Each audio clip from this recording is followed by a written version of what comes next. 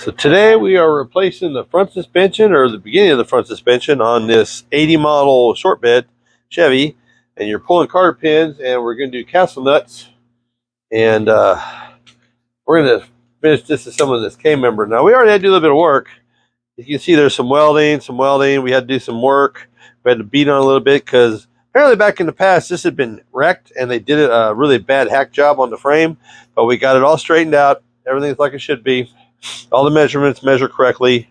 So we're going to take this suspension off, and we got a table full of parts for every new part for this front suspension.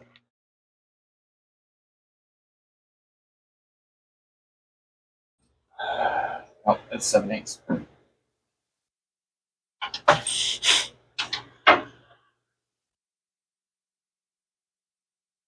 All right, so that's 1 inch and 1/16 on the bottom, 7/8 on the top.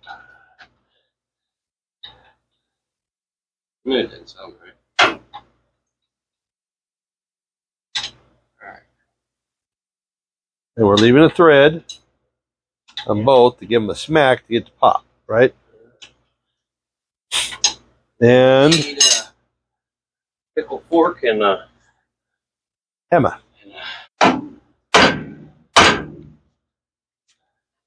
Yeah, maybe. Be good to me.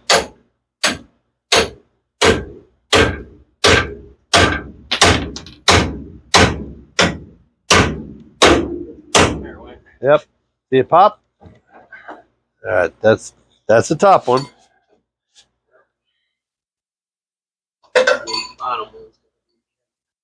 Now, how much thread you got on that nut? Quite a bit. Okay. Like, so you have a stem and then it's threads. So what I did was I matched the top of the castle nut to the stem, and then I went a little bit past. Okay. So just enough space so when it pops and releases, everything's still holding. There's just as much thread contact as you can get because there's a lot of pressure involved here. But we also have the floor jack underneath it, supporting it. And we put the engine in, the transmission in for the weight to hold in place. Because if you try to do this in an empty frame, there's a lot of built up pressure in that. Think she went? I think she gave. Yeah. Oh. Bottom didn't. Top did though. Hey, before you take that all the way off, smack that son of a bitch with a hammer. Right there on the side of that. You saying? There.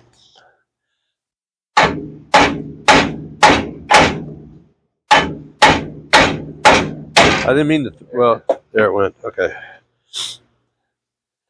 All right. So now you get to take the rest of the way off. Here comes the fun part. Let's see how much the engine worked or not. Two.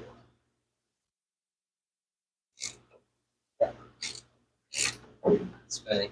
What, vice grips? Yeah. In second.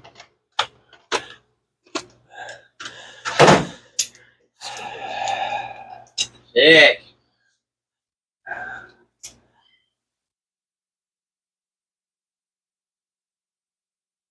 But does it feel like it has any tension on it? Okay, so then we're good. Jack's holding it all. The weight from the motor helped.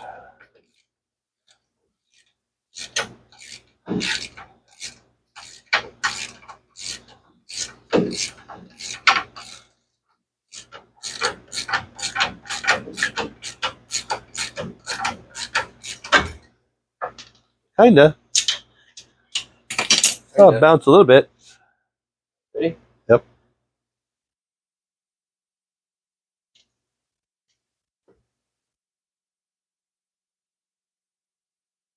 Here you go. And that's how you do that. We're going to do the same. No, we're still going to have to, well, we have to pry on it. We got to get that. Get the stop ball joint out. Yeah. I think we're just going to hack it out. And then we got to unbolt top bolts, unbolt the bottom bolts.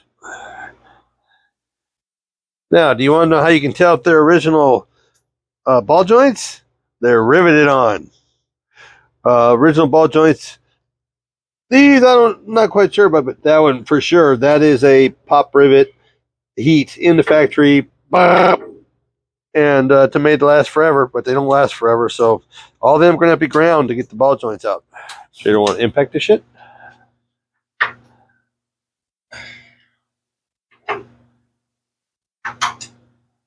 I love man pack. I think it's got the sauce in it. I'll try it though. Yours.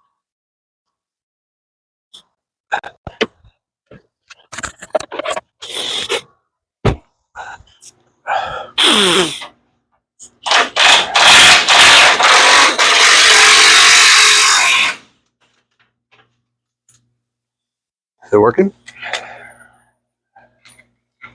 Gas control arm nuts coming off.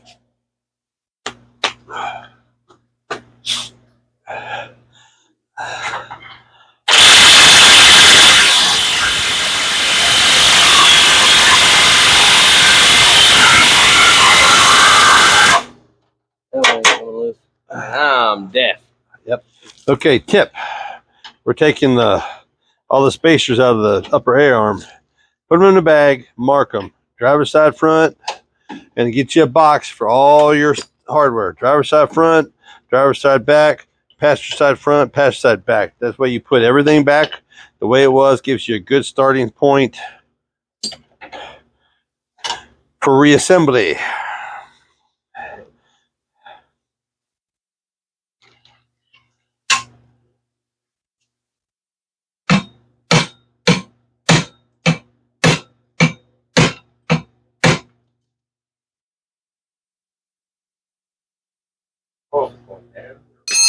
Okay, now, how we got the shaft out is that we drilled through the rubber and pulled all the rubber out, and then we make sure you leave on the shaft, make sure you leave the nuts on the shafts, and we basically just drifted it out past the bushing, and then we basically just drifted out past the bushing, and then out the bushing on the other side. That was easy. It took us 5 minutes tops. Now, the easiest way to press these out is just use, what's this called? It's called a ball joint press. Ball joint press, yep. But we're going to use it to press out the old bushing housings the easy way.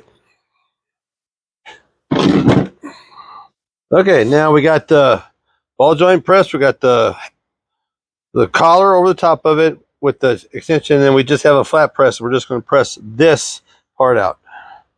You're just going to go nice and slow, and it works great. Look at that, it's already moving, already popping out. I'm using no effort. Yeah.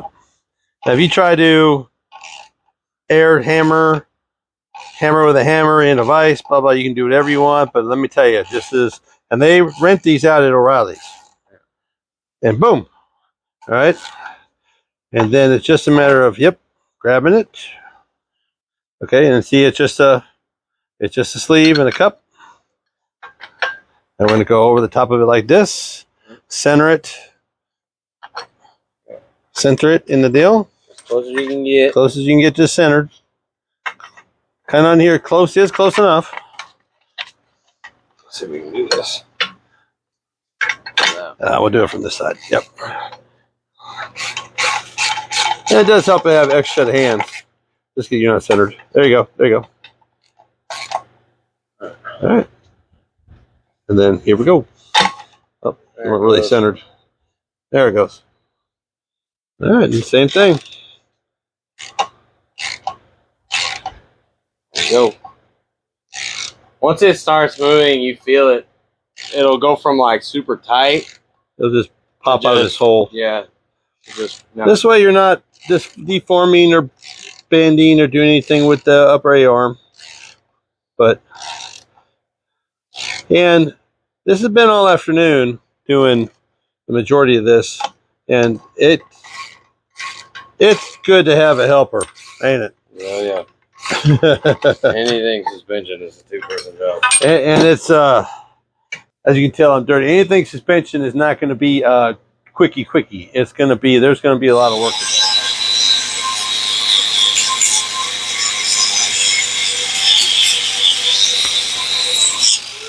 Yep, you have to grind the balls, grind the roots out of the ball joints, the originals. Only way to get them on. Now you can try to cut them. You could try to cut off wheel them, but the only way you're going to get this to go is to drift them out.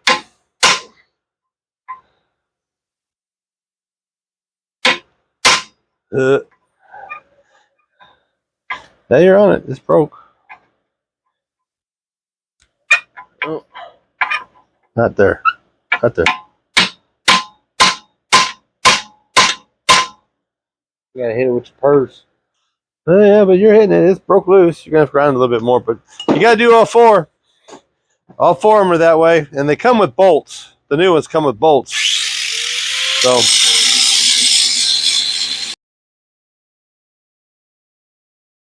Okay, we got the lower A-frames out now, and I've been doing some cleans and painting as we go, but these are pretty simple. They're bolted on with U-bolts that go across here on the bottom side, all right? And they just come through the frame right here, and it's 7/8 bolts. You just clean them off and you spray them down and they zoop right out. And there's a set there on both sides, and there is a set of holes right there on the back side of the K-frame. And those are real simple now. Pressing a ball joint out, that's not a big deal, but how do you get this shaft out without boogering everything up till we can get it cleaned up and get it painted and get new bushings and new ball joints put in here? Well, what we're going to have to do, and what I do is I always put the nuts back on just to protect them threads, because those threads are very important. We're going to drill this rubber out, and we're going to pick it out and just get it out of the hole on both sides. So we're just going to take probably a 3/16 drill bit, and we're just going to start drilling a bunch of holes. And we're going to just take a pick and just get it out. So that's how we're going to change this one out, and we're going to do the same thing to that one over there. But to take them off, that's real simple. We'll clean those up and make sure the threads are nice and clean, so then paint them up, make them look pretty, so that when we put everything together, but all it does, it just goes right over top of that. Well, actually, it goes from this side. And there's a couple of saddles. You can see the saddle right there that they go into. So let's get started. Okay, and actually, I'm using a 1/4 inch here. And we're just drilling through the rubber. And that's all we're going to do. We're just going to make hole after hole after hole just to dig this rubber out.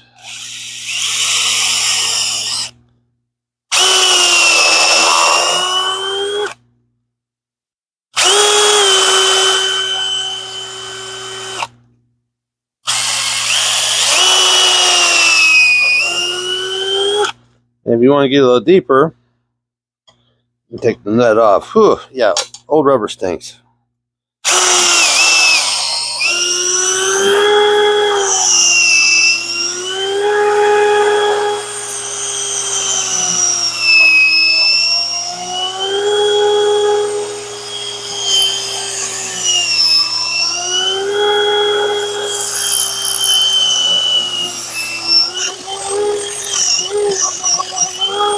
Hold on, let's real fast and do like this. Yeah, put your foot in. A little bit. We'll dig it out.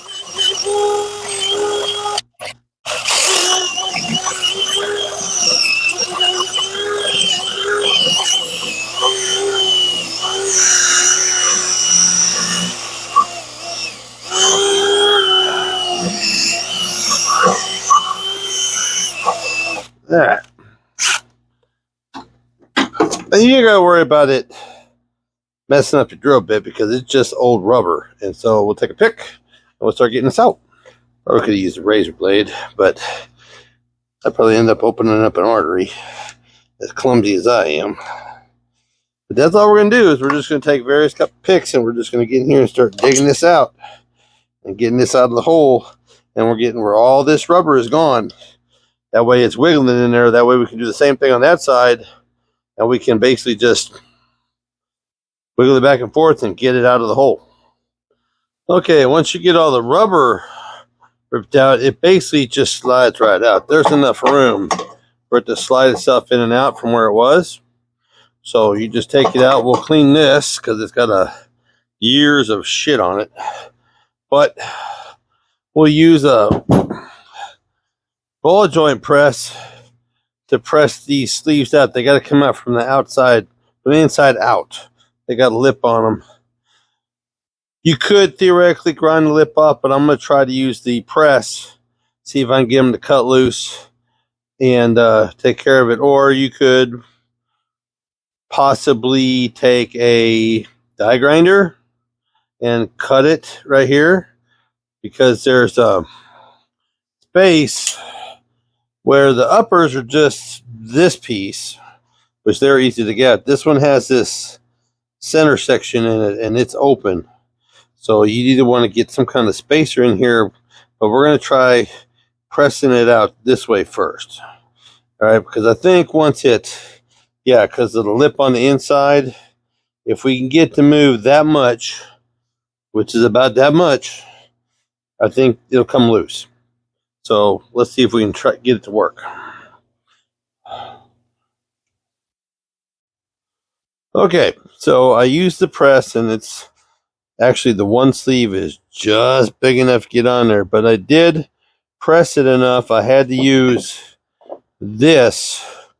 I found one that fit in between as a spacer because this was collapsing inward as I was pressing with the ball joint tool. So I just slipped this inside just like this, and I pressed it from the inside. Now I did take the hammer. There was a couple of burrs on here.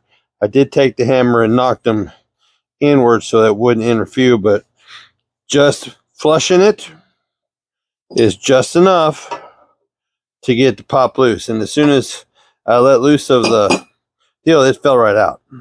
So there isn't a lot. You can see old paint and dirt, and I'll just drift that out of the sleeve on the vise, and we'll do the other side the same way, but it's doable. So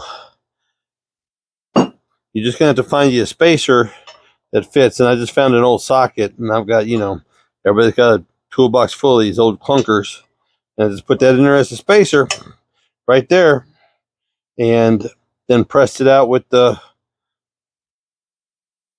ball joint tool and a couple sleeves and a flat. So I had the sleeve here. I had the sleeve here. I had the cap here.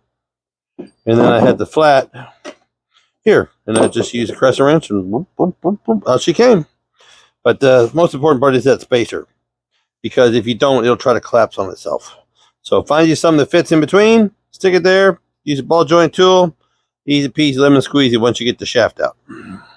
Okay, remember how I told you how you need to put a spacer in there when you're pressing it out to be able to get it out, and that like the factory decided they wanted to dimple all of them on a couple of sides to make sure they didn't come out. You just have to take the small hammer and like this one right here, this one right here. But somebody working at the GM plant that day was not liking their job, and somebody forgot to put a spacer in. Be my guess, okay? So there's not a lot that I'm going to have to press out of this one to get this to pop. But that is a prime example of when we put these back in, we're going to be using a spacer to make sure that this doesn't go like this one just did. But anyway, so I did the same process with this. I drilled everything out. As you can see where the drill ran on the rubber. Pulled all the rubber out and it just slid right out. So, but that's why you use the spacer right there. Something to keep it separated so it won't pinch like that. Okay, and it just took a bigger hammer with the screwdriver, but she come out. And she ain't all completely out yet. She's still got a bunch of garbage from years of being in there. Still holding it in place. Just dirt, grit, grime, all the normals. Yep, this was not installed correctly from the factory. I believe that'd be a factory piece. Now we're gonna have to bend that back out before we put the new one in and clean it all up because it's all just trashed up. But we get another one to do.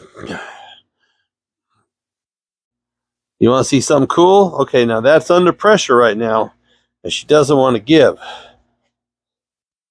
Watch this. Boom. She moved.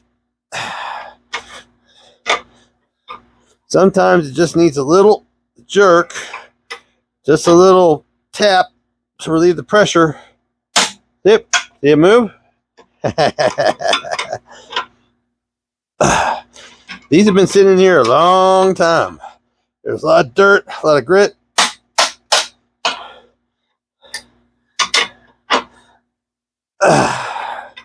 And I'm getting awful tired doing all this by hand.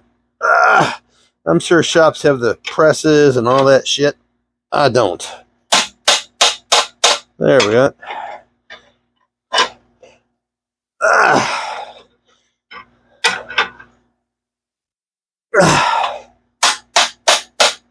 Okay.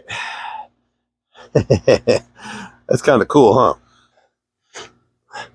The other reason I had to tap it is that the edge, if this is just big enough for that to press it into it, so I have to knock it out.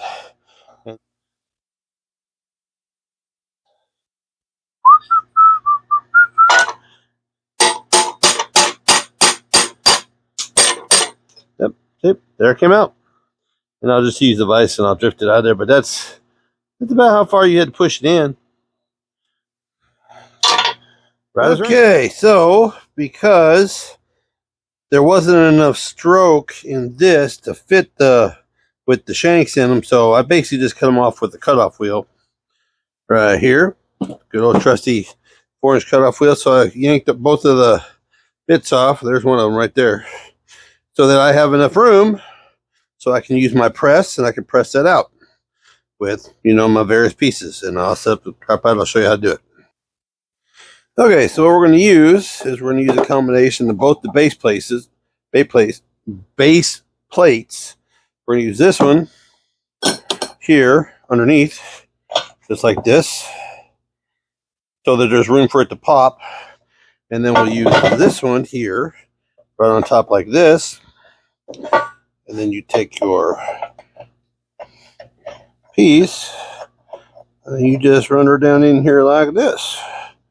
And then again, this is one of those where we're just going to use the big crescent wrench and probably the hammer to tap it a couple times to get the bust. But we're just going to take this. I might need to probably use a clamp on this so it don't move much. But it's just a matter of getting enough force on it to get it to go down. And I think I need to go this way, so we'll put it up on its end like this. Like this.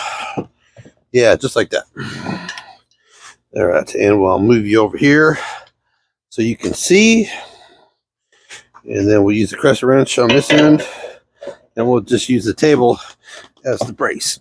And we'll just do a little bit at a time. And it's just a matter, it's just a press fit. You can see the tables moving. This probably would be easier as a two-man job.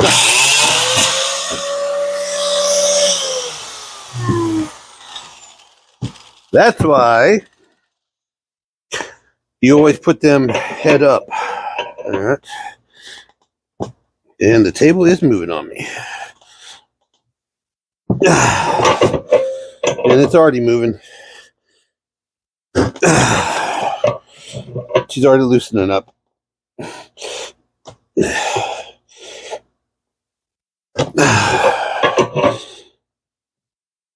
Probably should have done this in the vise, but these things are just so damn big and cumbersome that even putting them in the vise is a pain in the ass. These are definitely, when you start dealing with these old trucks, you realize how they're designed to be a farm implement and not a passenger car. And she's out. And that's all it took. Boom, boom. Probably still going to be hot, but boom, boom, boom. Bam. There's your old ball joint. And there's your hole. Right there. And so now we get to clean everything up because we're going to be going to David's house to do this. But that's how you just hack it off and use the ball joint installer press tool to get them done. Okay, I just wanted to show you a couple things that I found that you need to pay attention to. Now, once I got this flipped over, there was a bunch of sharp edges over the years, getting hit, getting banged, getting whatever. Take a flapper disc and just clean the edges up. Make sure there's no sharp edges. Round it off a little bit. Just clean it up because this right here, there was a big barb.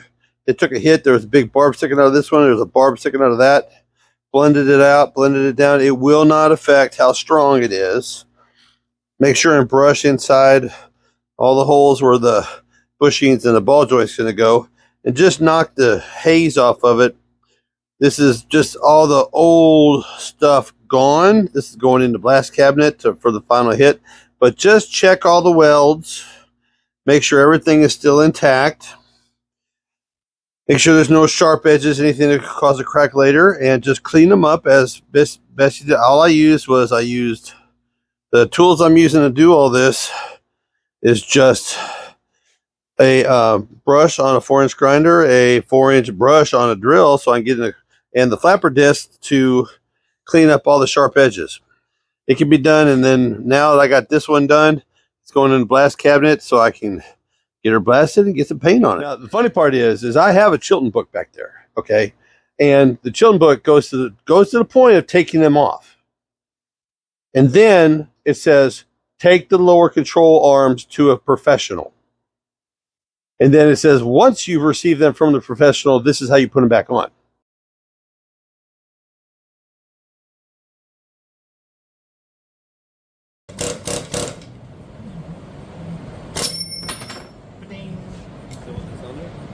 I'm not gonna lie to you, Dave.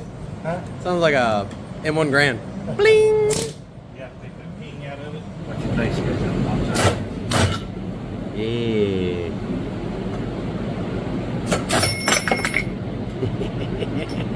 Bling! I'm telling you, it's like 8 button pulls and it goes bling!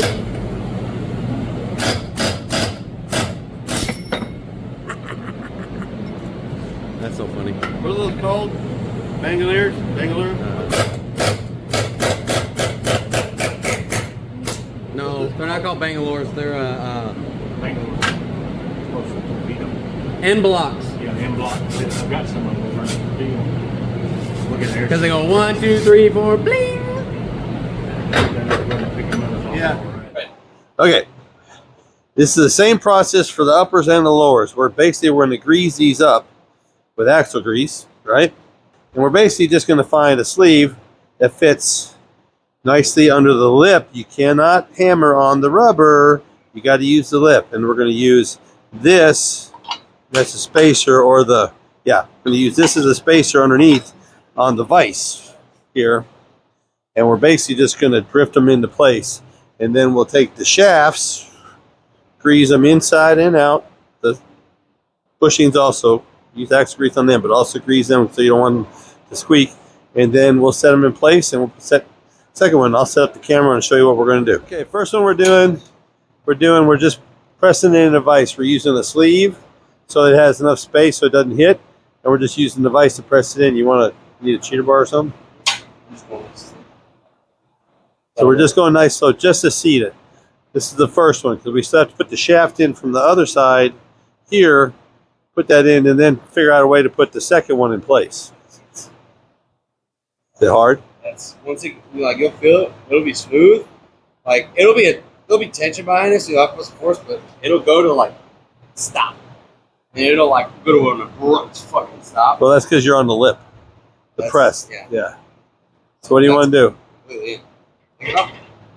It's not in. Yeah, Yeah, it is. That's all the way in. Okay. All right. I got it.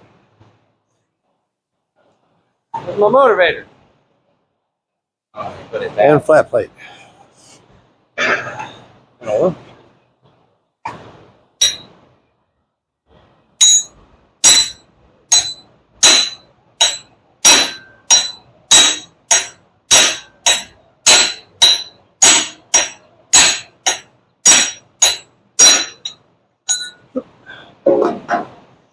I gotta go a little more.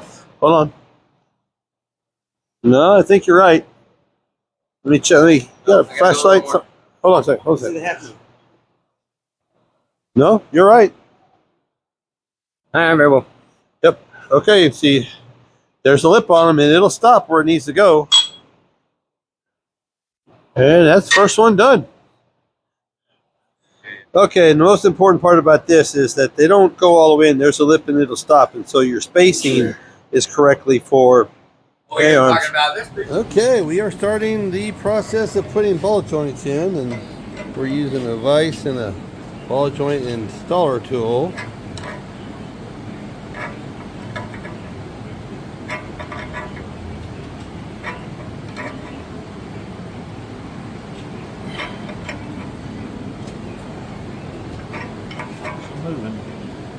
And I just wanted to, there were some things that I missed while I was up there that I wanted to show you here.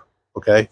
So first things first is that you saw where we had to take the old inner pieces of these bushings off the shafts. Okay. And you see how these are all the way to the end. You can see the grease that we used, the axle grease. And I can't stress that anymore. Grease on the inner shafts so that, you know, keep it from squeaking. Because nothing's more annoying than whenever you have an old car, okay? The other thing is that these bushings were put in basically with a sleeve and a flat plate and a hammer. That's all it took. There was no press involved in these, and we still put the ball joints in, but they've just bolted in now after grinding all them off. But I just, maybe this is a better view.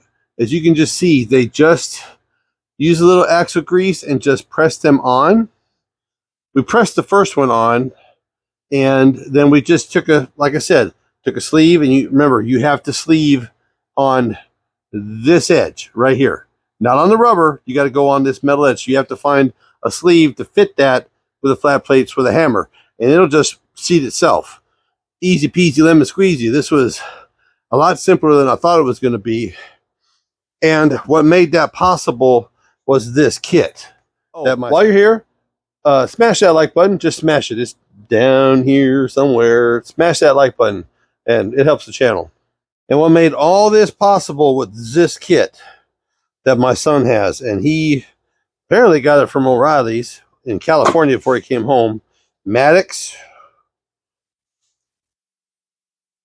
ball joint servicing kit, and this thing saved our bacon in I don't know how many ways you could think of, because this has all the sleeves that you have to go over and then hammer it home. I mean, like I said, you have to do it on the metal part and not the rubber.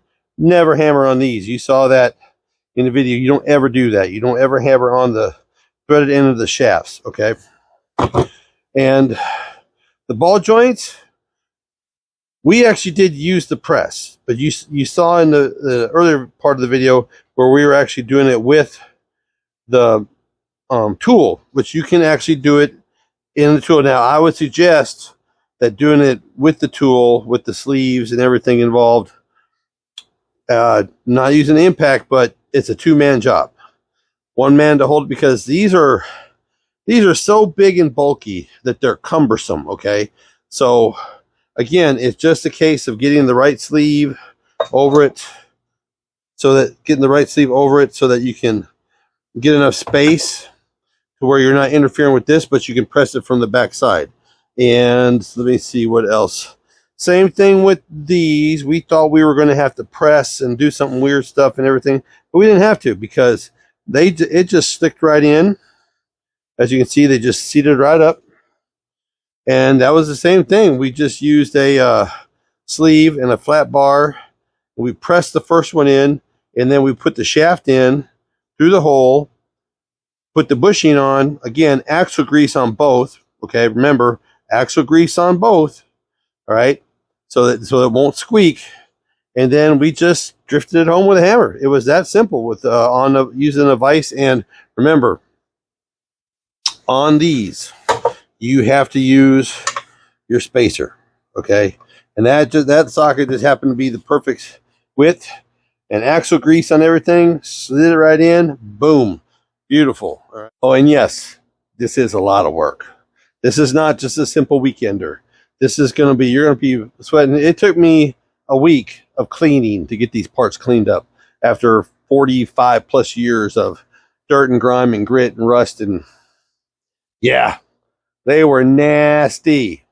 So how do you decide how much you're going to take off? So it's always been, this has been happening since I was a teenager, or way before I was a teenager. So if you're going to take some coil off, how much do you take off? Okay, so like these coils are actually 14 inches tall from here to here. They're both the same, all right? And if you measure around the coil, because of the way it's done, they kind of got this little to it, which I'm almost thinking they got heated, but, you know, I'm not quite sure. But to take and half an inch off is actually 3/4 of a coil. Now, so by the measurements off the table, that's only a half an inch. 3/4 of a coil is only half an inch. And I just wanted to give a little bit more stance, not a lot, because back in the day, and half an inch meant an inch. A full coil meant 2 inches once you put weight back on it. So if you hadn't been heated, if it hadn't been messed with. So I'm going to go 3/4 of an inch, 3/4 of a coil, as you can tell. There's the end. That's my cut line. And we're going to hope for an inch. See what happens. All right, we got a mark. I'm hoping that's only if you measure it, it's only half an inch, but I'm hoping the old adage is 1/2 inch equals an inch, which you put weight on it. So I'm looking to drop an inch. We're just going to use the cutoff wheel, and we're just going to zip this off.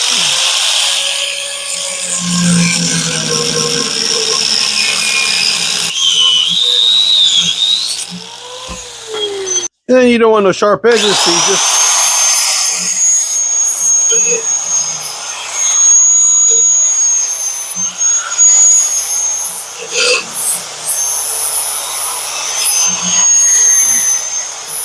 and that's how you do that. And we'll just put the second one up here. We'll cut it the same way. And I just got it in the vise just with one coil to hold it.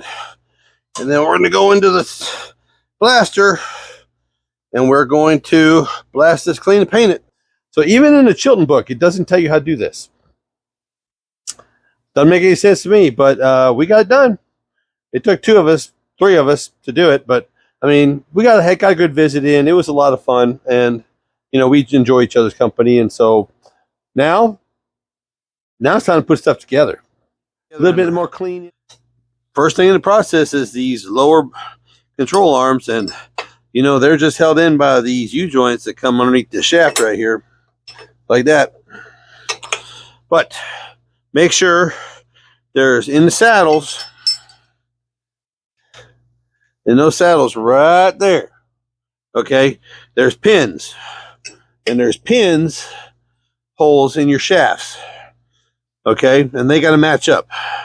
And then once you have them matched up, the bolt goes in, and you can zip it up. And we're just going to put everything in place right now because this has all been off, all been redone. And so we're putting everything in loose. First thing, right? Except your 2 U-joints, your 4 nuts, and Bertha. So, camera? Yeah.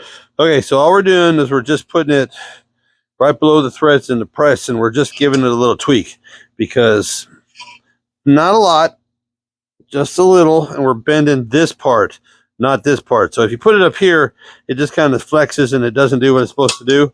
So we're just giving it a little bit of a tweak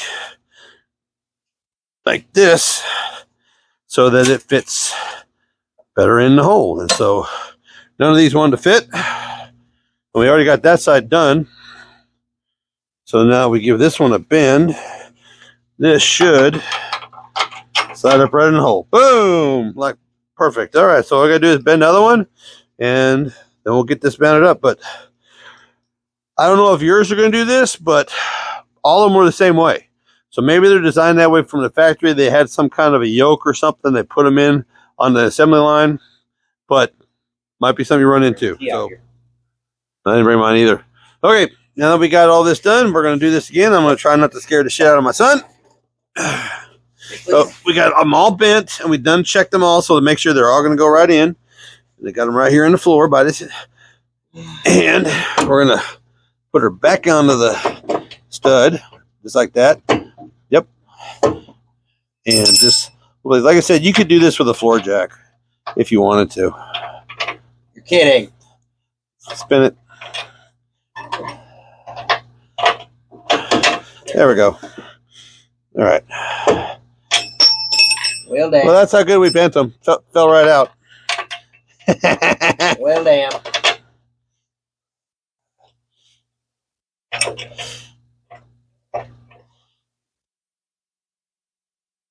Like I said, you could do this with a floor jack if you wanted to, but since we're both out here, you can hang it with a floor jack. So then we'll get the impact out and we'll loosely tighten it up on. You can do this with a floor jack, or you can do it like this, but we're going to do it like this. There. More hands make less work. More hands make less work. And you're going to need it from the end of it towards the other way. Yep, just like that. You're on. Go. Okay.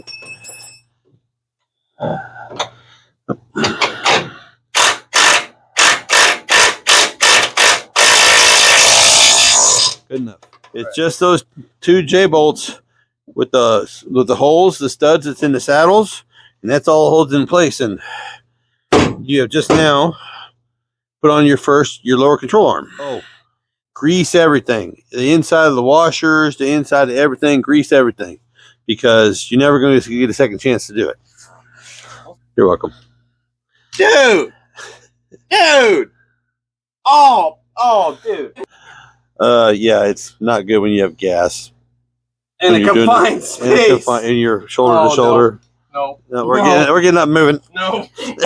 No, we're getting up and moving. Oh. Okay, I think I figured it out. Okay, so what you do is you put this edge in like that. See how it's flat? And then you take your screwdriver and you wiggle it in from the bottom. Then that's 3/4 of it. Then we're going to take. There you go.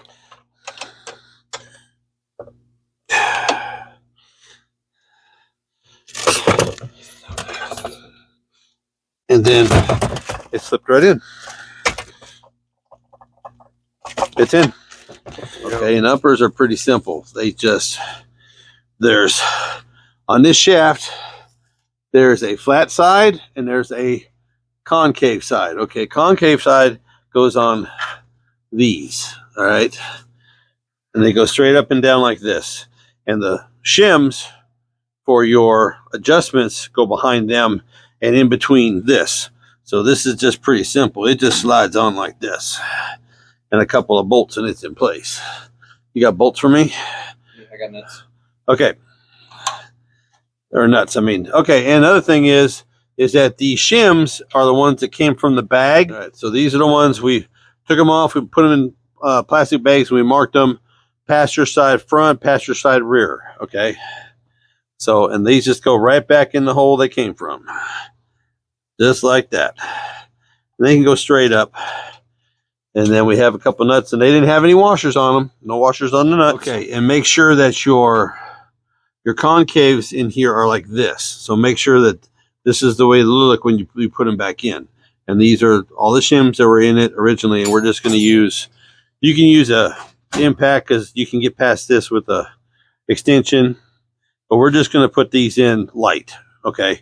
We're not tightening everything. We're not zipping everything down real heavy. So remember, those are what? 3/4? Yeah.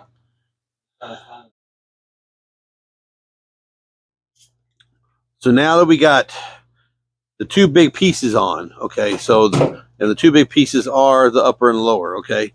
So these are still loose on the outsides. There's grease on the inside of the washers.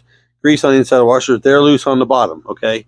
They're semi-cinched for the U-joint bolts for the lower, and they're semi-cinched for here. And see, they're still, gotta play with them a little bit, get that grease in there, get it working on that shaft. But now, how do you tell which goes on which if you get them mixed up, you don't mark them? Well, the hole for the bracket for the brake line is always going to be on the front of the upper. And the shock mount is always going to be on the back on the lower. Right, so now, whatever side, what we got left? This guy, and then this guy right here, the spring. But I always prefer, I just give you this bit of advice. Leave the castle nuts on, upper and lower, while you're messing with them, so that you don't mess up those threads. We'll put it right underneath the pocket. Right there, that's good. All right, and there is an indentation in the lower for the end, and that's where she's going to go. And sometimes it's easier to put it in. Go ahead and lower it back down. Get it out of the way. We'll do it that way. All right, we'll do it this way. All right, so we want to make sure that it's up in the pocket here, and then in the pocket there. So I will lift it for you. All right. Get underneath the pocket.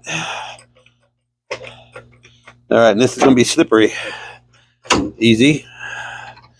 We might have to, here, get a better bite. Get underneath it by where my finger is. There you go. There you go. Okay. Yeah, she's going to move.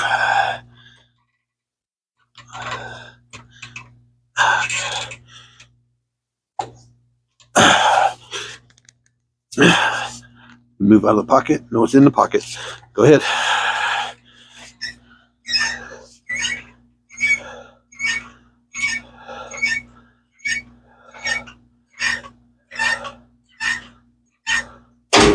There it went. Because it's okay. It's at a weird angle. Okay. Now we got our spindle ready. Good. Castle nuts. All right, and I always suggest wrapping your spindle in tape so that you don't booger it up. All right. There's that. No, leave it alone. No, I'm good. Oh no, yeah, because you can use the. Yep. All right. All right.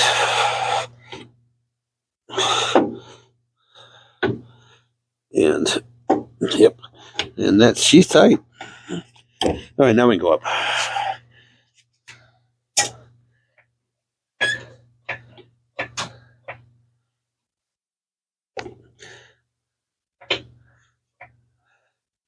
Nope. All right. We'll do this.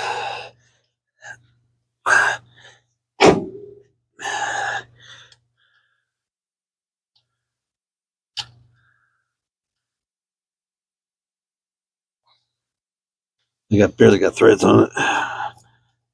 It's good. Just saying.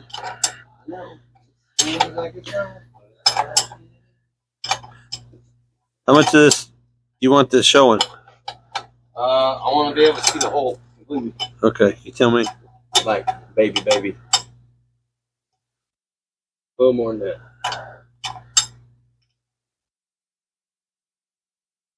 A little more than that. Come on, just a little more than that, man. Here, I'll give you open end. There you go. I'll give you open end so you can see it. If you look, maybe it's not gonna focus. See that hole? And you can see through it like a shot. Yeah. has a completely shown hole. Yep. Basically, you want to be able to see the entirety of the hole when you put it in. Yep. That way, when you put the carter pin in, it goes all the way in. You don't have to worry about it coming out. There we go. Okay, now, what we're talking about, if you didn't see it with the castle nut, is the castle nut, you know, it's the reason it's called a castle nut because it has those cuts out in it, right? So when you get it done, they're designed like this, right? Okay, and the bolt comes up through it, and the nut goes on the bolt, right? Excuse my penmanship. But you want that hole for that to be basically perfect on the bottom of that castle nut like that. You don't want a half moon. You don't want ever. You're not over tightening it. You're doing it the correct way. And if you got it right, if you have it right, you'll be able to see through it. Okay. And once you can see through it, then you know you can put your carter pin in and you get full engagement and it's locked in. You're good to go. But that's how you mount a lower upper control arm spindle, lock it down, carter pin and castle nuts. You know, put the spring in. That's how you do it. We're going to go ahead and do the other side. So if you're still here. I'm going to show you guys how to hand pack a bearing. It's pretty easy. They do make tools for this. I never liked doing it with the tool just because it makes it really uncoordinated. So all you do is put a fat old glob of grease in your hands. And you have a wide side and a short side. So the grease actually gets pushed in on the wide side and then it comes out the short side. So all you do, you just press it into the grease. You just work it into your palm. A lot of guys will slap. You can do that too if you want. I just like to roll it. So this is a very messy job. You're going to get messy on this. Yeah, this is going to be really messy. So just get ready to be dirty with this. So what I'll do is I'll just roll it. Keep going. Keep pressing it in. Keep pressing it in. Because all you're doing, the more grease you use, is you're just saving this bearing for later. Because you're going to have to grease. This is the inner wheel bearing. So this is actually going to go on the spindle. It's going to contact the spindle. Closest to the spindle. So the more grease that you pack into this thing, the better. The better. Because there is no way, unless you bought like those dust caps that have dessert fitting on them, without taking them back off, there's no way to repack these. So the better job you do now, the better. So the excess goes back on the palm. I do the inner access because it's going to seep out the sides. Yeah, like it's doing. Yeah. And yeah, those little tools, they're cool and everything, but you know, this is old school how-to, and if you want to know exactly how to do it old school style, this is it. So starting to come out the sides and out the back. And we're not professionals, you know, we don't have a shop yet. And so we are just doing what we do. This is how you do this. Okay.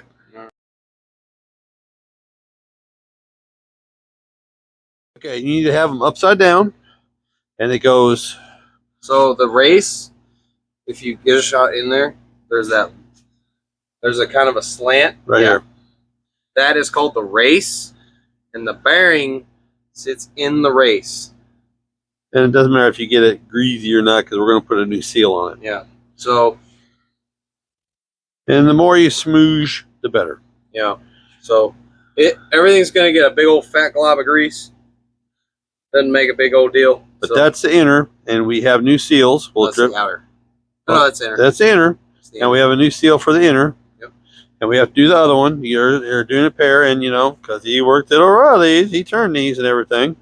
But it's just the same process for all of them. There's an inner, which is the large one. There's the outer, which is the smaller one, and we'll do all four.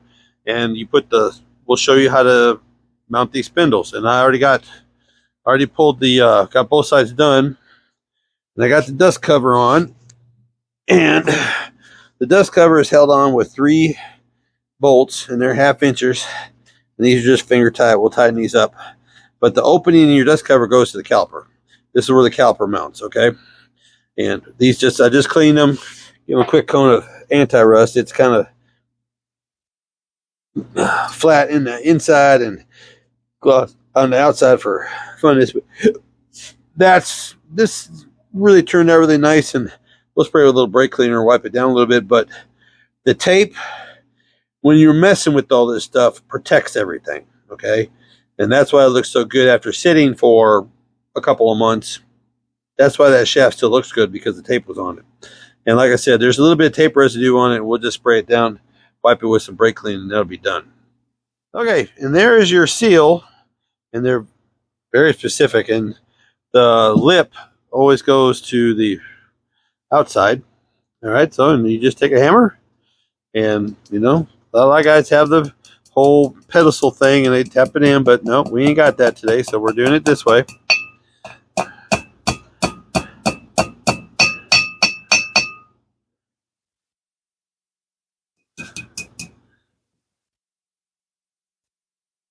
Very slippery.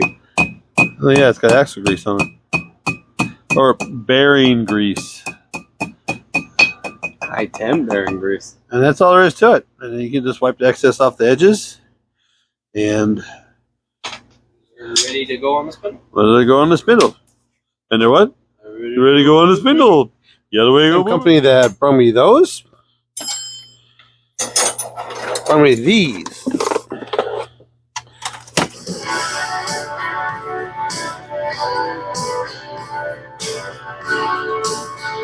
All right, now just for simplicity and for use, these things are the best. I mean, these are going over to my sister's house to the pool, and you could basically chain link dozens of speakers on this, but it's Bluetooth. You can download, you can use whatever music you have on your phone, find a radio station and run it through your phone. These are dynamite. Studiophonics, thumbs up. Again, another home run. Again, remember there'll be a link down below for these, because these are the best I've had. They will rattle your teeth. They're sold out. These are 600 watts. These are 200 watts. And these aren't as loud, but they are crisp and they're clean. They ain't got much bass, but boy, they sound good too. Tell your friends. Studiophonics. I'm telling you, these things are great. These things are great.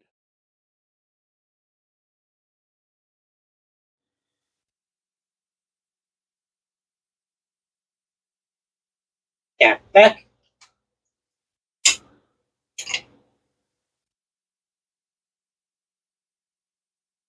Nope.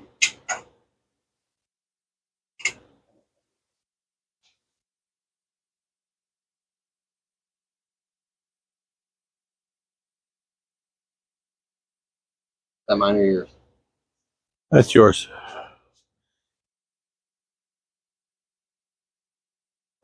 Can't do that one with my hands. All right.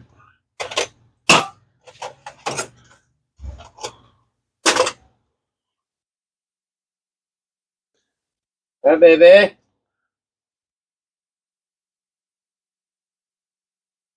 How you doing? All right, and then what we got left? Dust cover. All right, and as you can see, it's full. Can't never get too much in there on that one like that. Let's go wish. And then baby hammer it home.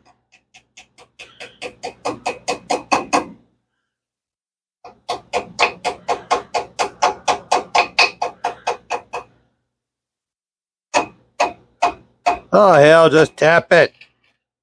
I don't want to drink anything.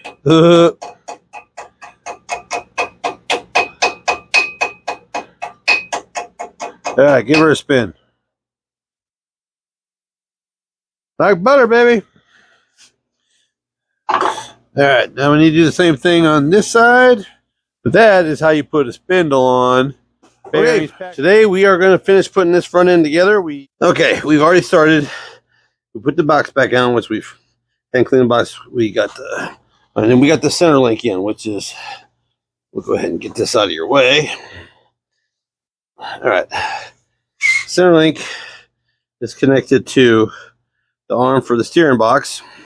It goes across underneath here to the main bracket and the idler arm right there. And they come with everything. Comes with zerts. Everything comes with You have cotter pins to keep everything connected. So this is where we're starting. And now we are going to start assembling the tie rods. And this is basically the package you get. And we kept the old ones so we could get a baseline measurement of the old ones to go back onto this. So let's get one of these pulled up. Actually, we'll get them on the table. But again, like everything else, keeping the original so you can take measurements. The same that we did with the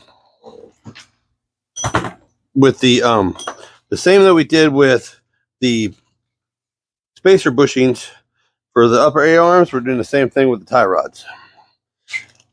You buy the tie rods, they'll have Inner and outer tie rods. yeah, you'll have inner and outers. So you say it again. Okay, so the inners are the long ones, the outers are the shorts. Right.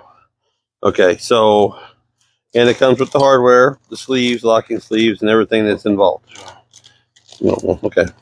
I don't want to slash your finger. You're good.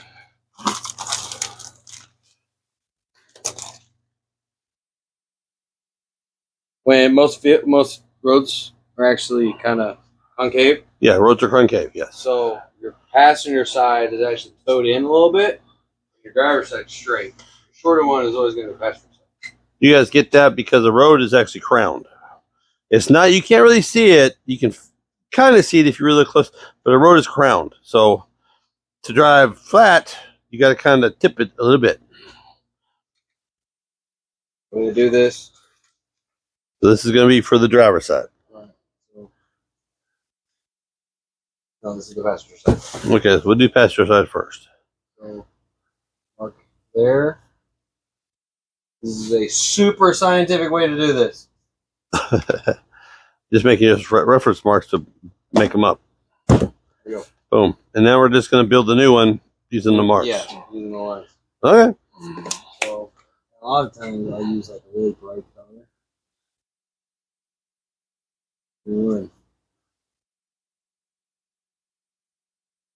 I lost all my markers. And your sleeves don't have, they shouldn't have a specific way they go in. Sometimes they do. Sometimes they like to go in one way. So if they won't screw on, don't force it. This is definitely not one of those you do a steroid jerk. No crazy.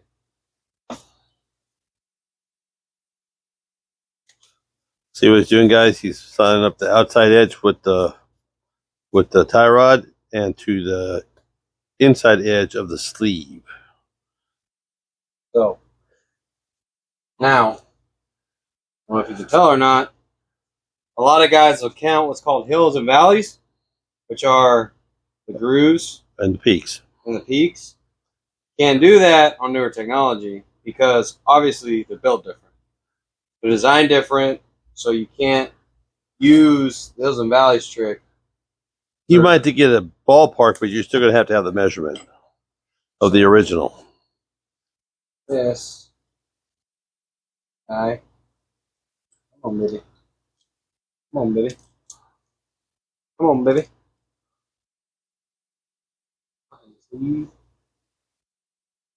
Move.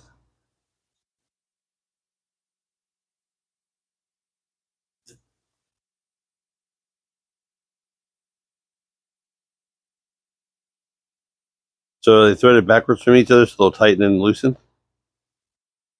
Yeah. Left, the other one should go backwards. Let me see your threads. Let me see your threads. Let me see your threads.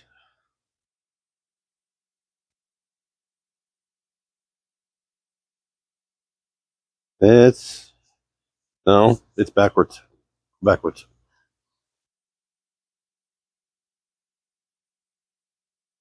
Yep.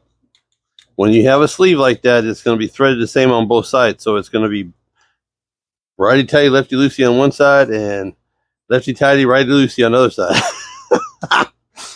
So it's backwards from itself. So a little bit of a mind game for your tie rod ends. It's just making sure the sleeve doesn't move and the tie rod doesn't. Another tie rod doesn't move. Okay.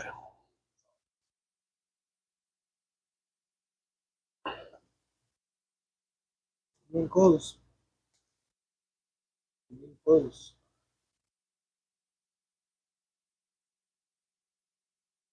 All right. And you see how, okay, now you see how he's got this one oriented and that one oriented the same? All right. Well, my thing is because these are slotted, not all the way through. It's just one slot on each side, like Pac-Man. Yeah. Just gonna crush it down.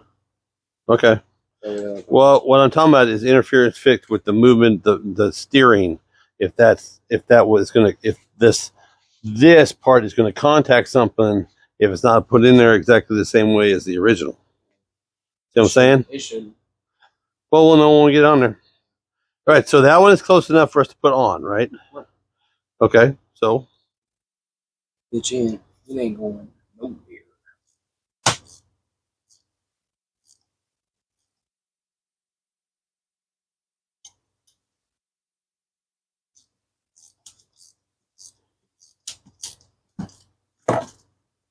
Okay, one and done. And then get rid of this one so we know we're not remaking the wrong one. Okay, so we are down to this point. We have got the first tie rod ready. And it basically slips in from underneath and it goes, I'll give you a shot here. Like this. Yep. So when you put it in, it's like this. So that's why I said this one has to rotate. Okay. So it's Right. So we bring it in here to the center link. like this. And this one goes in the spindle. Like this. Yeah. They're right here. They're right here. Yeah.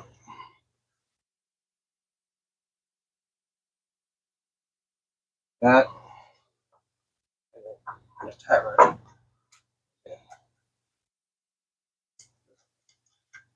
Underneath. And this one side is still a little loose, just so in case we need to tweak it a little bit.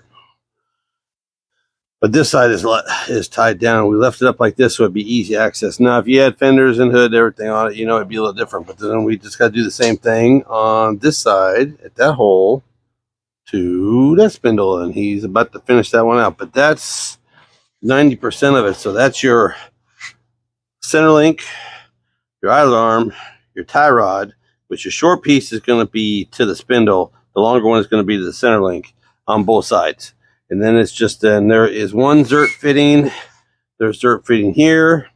There isn't a zert fitting for that one, but there is a zert fitting right here for this one. And it's the same on both. And, castle nuts and Carter pins on everything. So that is how you put on a center link, idler arms, and tie rods.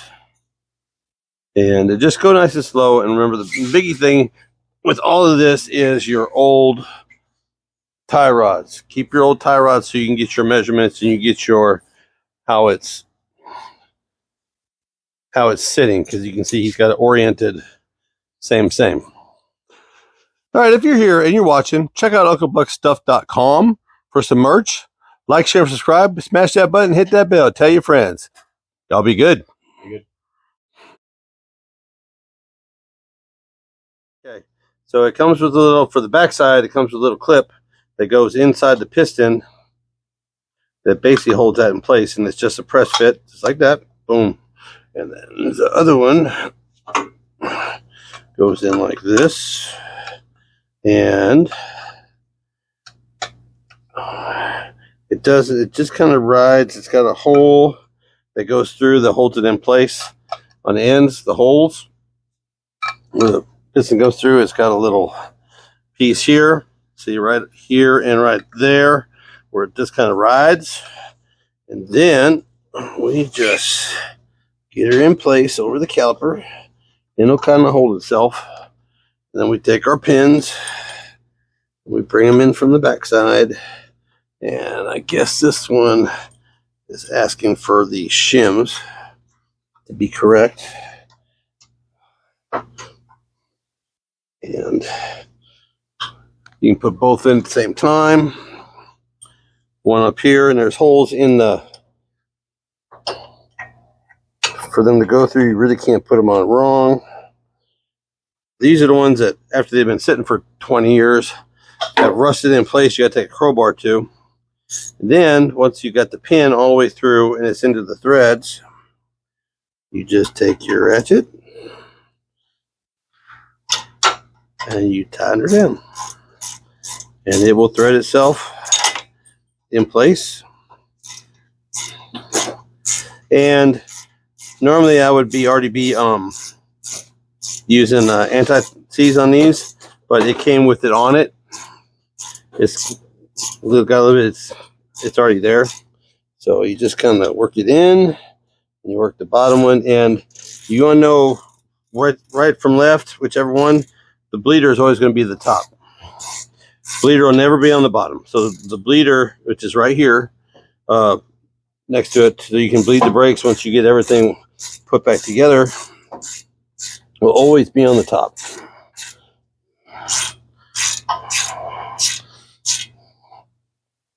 And since these are new and they're dry, they're completely decompressed, so that you have plenty of space.